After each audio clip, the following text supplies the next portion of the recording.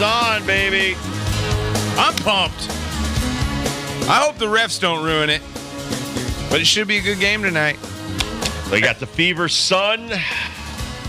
The CT Sun are up 1-0 over the Fever right now, and the Minnesota Lynx are up 1-0 on the Phoenix Mercury. So, do a little quick WNBA playoff format recap. It's a 3-game series in the first round. The Libs versus the Aces in the second round. New York Liberty just moved past the Atlanta Keep Dreamin' Dreamers. And then the Vegas Aces just beat the Storm last night. So they're off to the second round. Winners of these two series will meet up as well. Minnesota Lynx and Sun, as you said, both the home teams and the top seeds. If either of these teams loses tonight, they will go to the other team's spot. So for the Sun, if they don't get it done at the Mohegan Sun tonight, they've got to go to Indiana to play the Fever. Winners, as I said, will play each other. The semifinals are a 5-game series. The finals are a 5-game series. So that's where we at. Well, they don't prolong their season as long as the NBA. Well, the NBA every round is 7 games, goes on for 2 months. WNBA, they get right after it because a lot of these women are going to go play overseas, and that's a financial thing. Good point. And you're right about the NFL, man. Like, they're not naive to the NFL being king in sports world, so they've been trying to dodge that schedule as much as possible. So the sooner they can get it over with, unlike your baseball boys who love to play in November. Which is a nightmare. I don't know why that the commissioner is trying to go after the NFL, but you're not going to beat them. So we've got a game tonight, Mohegan Sun, 7:30 with the tip-off. It is Caitlin Clark and those Fever throwing Leah Boston in the mix. She had a pretty decent game in game 1, but it was really Marina Mabry at the half who just went on fire in the third quarter to put the Sun up in game 1, where they never looked back from there. And it was a little poke in the eye to start the game as Dejanay Carrington got caught accidentally, unintentionally, the left eye, or was the right eye of Caitlin Clark, but she even said it was unintentional. However, she should be ready to play tonight. Dejanay Carrington voted most improved player of the league just recently this morning. Caitlin Clark, your rookie of the year, and the darling of the WNBA. I am expecting a high-performance game from Caitlin Clark tonight, the Mohegan Sun.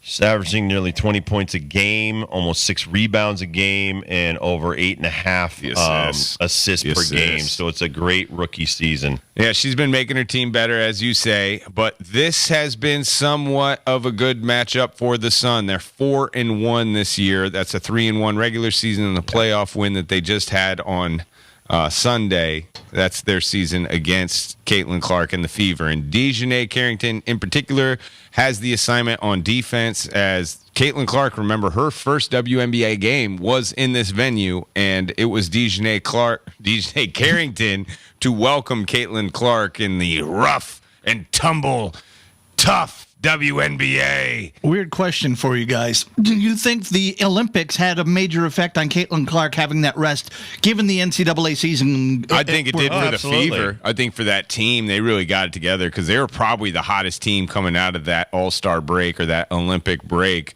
But I think that she has really learned where her shots are going to come from. Like, the one thing you haven't seen from Caitlin Clark in the W, you have seen deep threes, but it comes at a different angle. Like, it's not her dribbling the ball across half court and shooting in the face of some player from the Big Ten. She has so much more respect, I would think, for the league to just throw up those 40-footers. It's within rhythm. It's set shots. It's clock winding down. It's logical that where she takes her threes in this league makes a lot more sense of where she was doing it in the NCAA. I just think she knows she's playing against better women, and she has no disrespect to the Iowa team and Kate Martin and all those great players, but when you take a shot like that, and then I was saying this even for Iowa, like, even if you make it, it's not the greatest thing for your teammates. Like, yeah, man, we had a play drawn up and you just shot a 50-footer. Great. Glad you made it. You can't do that on the WNBA rosters. No, but they do want her to shoot more. Of course. And she of course. has. And she's a great shooter. She has made a couple of her teammates better. They're 9-5, Kurt, since like you asked about the Olympics. 9-5 was the record. Going into the Olympics, they were 11-15. And listen, I thought they had steadily gotten better as well in the first half. And it was different. Like the Chicago Sky, some of those teams faded after the Olympics came back. And obviously Angel Reese got injured and had the broken bone in her wrist, and she's done. But I think maybe they had a little bit more coaching, maybe in the back half of the season, not being one of those teams that probably sent some women to the Olympics as well. That probably helped them. Now, did they have an early pick the previous draft? The Fever, I mean. Aaliyah Boston. Right. Boston. So now you've got two, early draft picks. They should be building off of these two for quite now some you're time. probably not going to have early picks because now you're winning games. You're into the postseason. They're still in the middle of the road. They're 20-20. They finished with Kelsey Mitchell ended up being the team leader in scoring with 21 points a game. She's going to be tough tonight. Yeah. Going to be tough Lexi tonight. Hull is a really good player. I think they're young as well. Right. I mean, we didn't really love the coach at the beginning, but again, takes time to gel. I think probably those 2 weeks that they had to practice a little bit, maybe take some time off to clear their heads and get back into some pro basketball mode. I think now Caitlin Clark and Angel Reese and all of these ones that just came out of college, they know what's in store day to day. This is your job now. Marina This came is off the bench and scored 27 points in 32 brilliant. minutes. But it's different. Like you being a closer, it's just like, a starter versus a closer. When you're the sixth person or you come off the bench for, 4 or 5 games, you kind of get used to that role. So we'll see how that's going to change in the lineups that Coach White throws out there. I do like Dejanay, though. I mean, Love when she was Dejanay. playing sparingly, she wasn't scoring a lot. Now she's needed more scoring a minutes. lot more. She needed more minutes to get her confidence. And now as a starter, she's definitely a formidable opponent. But it's like you said, these girls are fighting for starting minutes. They're fighting, and you look down these rosters, and so many of the top picks get cut, and it's so much more competitive. So I'm not saying they need to expand, but expansion would actually help some of these girls' careers survive a little bit longer than you're seeing. A lot of these women, even some of the UConn greats. I mean, Nika Mule barely played. I think she averaged a minute and a half. Crystal Dangerfield can't find a spot. No, and so it's if you don't fit into the plan. And I honestly think the WNBA is getting to be a lot like the NBA. If you can't shoot threes, if you're not a big person, closer to 6 feet than 5 feet, I think that it's not easy for you to last long in the WNBA. You look at these rosters; they're littered with larger women that can run the floor, that can shoot the three, and it's starting to almost mirror the NBA size-wise. I mean, women have always been the better three-point shooters. They've always been fundamentally different with the passing and things like that. But now you're seeing a more aggressive, more physical league, and certainly the CT Sun are one of the best. It's the other game tonight. That's a 7:30 tip-off, the Sun versus the Fever. 9:30 tip-off will be Mercury versus the Lynx. The two players that we really love near and dear to our hearts here in Yukon country was Diana Taurasi and Nafisa Collier. Nafisa has had one hell of a season for the Minnesota Lynx. She had a hell of a game in Game 1 against the Mercury. And Diana Taurasi, what can you say about her career? If it were to come to an end tonight, it is going to be one tough one to top. But you still got to play them, and this is going to be a game.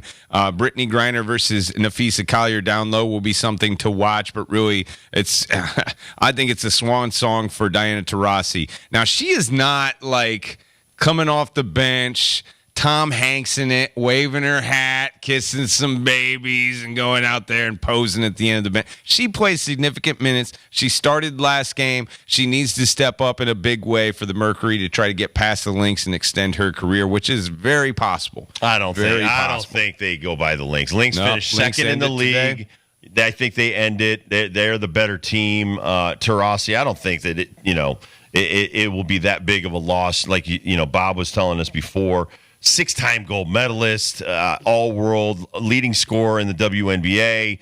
her accolades, obviously, she's right at the front of the line when it goes into the Women's Hall of Fame, that kind of stuff. But she's also being a pioneer. She's changed the landscape of women's basketball, and at 42 years old, it kind of reminds me of Michael Jordan at the end. You're playing because you love to play, but you certainly aren't the same as when you were 30, 35. I mean, her game is, I'm not saying it's fallen off, but she knows it's a young women's game, and she's probably thinking like Sue Bird, it might be time for me to move on to bigger and better things. There's so many things that I could throw out there as far as what Diana Taurasi's basketball game means to me, and just like the world of women's basketball. For me, like Diana Taurasi was the first for me, and I'm probably wrong on this, and I know Cheryl Mills probably got something to say, or my friend Cynthia Cooper. But for me, no one started talking smack in the girls' game quite like D. I mean, Diana Taurasi is one of the first that would hit a three in your face and let you know about it. Well, and she was also one of the most intense players I've ever seen. Very intense. I mean, I watched Cheryl Miller play when I was younger, watched Nancy Lieberman, watched a lot of these different women play, and it was a little different back then. They weren't expected to play at the same level as the men, and a lot of that smack talk came later in the 90s. And Diana Taurasi, obviously, Maya Moore, one of the greatest basketball players that I've ever seen. Yep. Their game really raised the bar on women's basketball. But Sue Bird, Diana, so many of the girls that came out of here, Swin Cash, they because of their national championships. Now you see it with Breanna Stewart. There's a UConn player on every team, and there's a reason for that. Number one, they're well coached. Number two, they're great human beings. Diana Taurasi, off the court, on the court, she's a great human being. And her legacy started here. It'll finish in the WNBA, the Olympics, and all that kind of stuff. But she is left the game of basketball in a better place than when she found it. So true. That's how I'll remember her. It's like Maya Moore. I wish Maya would have played 5 more years, maybe 10 more years. She has some other things she wanted to get into personally, have a baby, et cetera, get married, did all those things. But Diana, there's no tougher, I don't want to say mean and nasty because people might take it the wrong way. You're nasty. She's nasty. Nasty's good. She is as nasty a woman's athlete as I've ever seen in my lifetime, and that's a good thing. She made it okay to be nasty in your face, and be intense. But as Bob so greatly said before, she's a winner.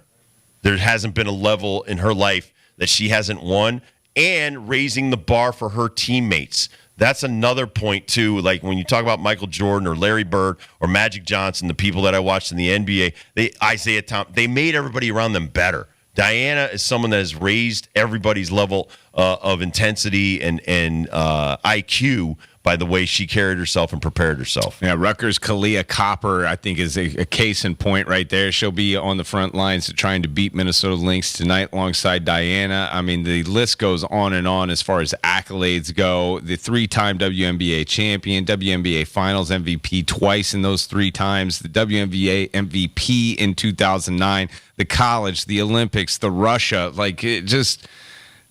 Think of a year between 2007 and now, and she's probably won a handful of championships. Like, this lady has been there and done that in the world of basketball. It ain't over yet. She can extend her career with a win tonight. Minnesota Lynx, Phoenix Mercury later on this evening. We'll take a quick break, come back, do Dibbles and Bits. 91 northbound doing all right. Southbound, still the holdup.